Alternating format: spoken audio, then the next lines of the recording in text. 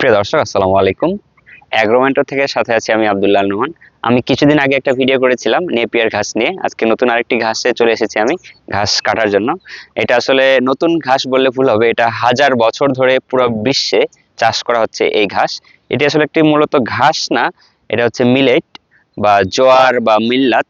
এটি অনেক পুষ্টিগুণ সমৃদ্ধ একটি শস্য, যা ফলন হওয়ার পর পরিপক্ক হওয়ার পর বিভিন্নভাবে প্রসেসিং করে খাওয়া হয় এবং এটি গম বা জবের মতোই পুষ্টিগুণ সমৃদ্ধ, অথবা তুলনা যদি করতে চাই আমি, এর থেকে আরো বেশি পুষ্টিগুণ সমৃদ্ধ হতে পারে এই মিলেট। আমি যদি দেখাই আপনারা, আমি চারপাশে দেখুন যে তার চারপাশে আমাদের এখানে ভুট্টা ক্ষেত এবং এদিকেও ভুট্টা, তিন দিকেই ভুট্টা, আর এক সাইডে কলা বাগান, তার মাঝখানে আছে এই ঘাসটুকু।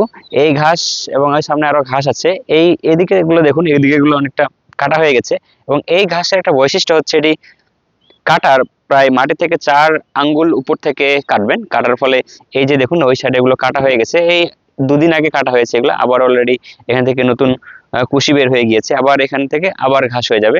এবং এটা যদি অল্প পরিমাণে সার পায়, একটু ইউরিয়া সার বা যে কোনো ধরনের একটু যদি সার দেওয়া হয়, আরো ভিগোরাস গ্রোথ একটা হবে এখানে। আমি আজকে কিছু ঘাস কেটে দেখাবো আপনাদের।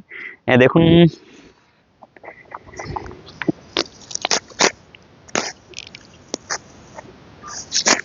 আমি 4 আঙ্গুল একটা চোখের আন্দাজে কাটছি, যেন পরবর্তীতে এগুলো কুশি বের হতে সুবিধা হয়।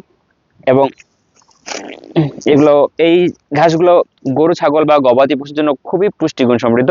এবং গরু ছাগলকে যদি খাওয়ানো হয়, তাদের যে দুধের কোয়ালিটি এটা বৃদ্ধি পায় এবং দুধ উৎপাদনও বৃদ্ধি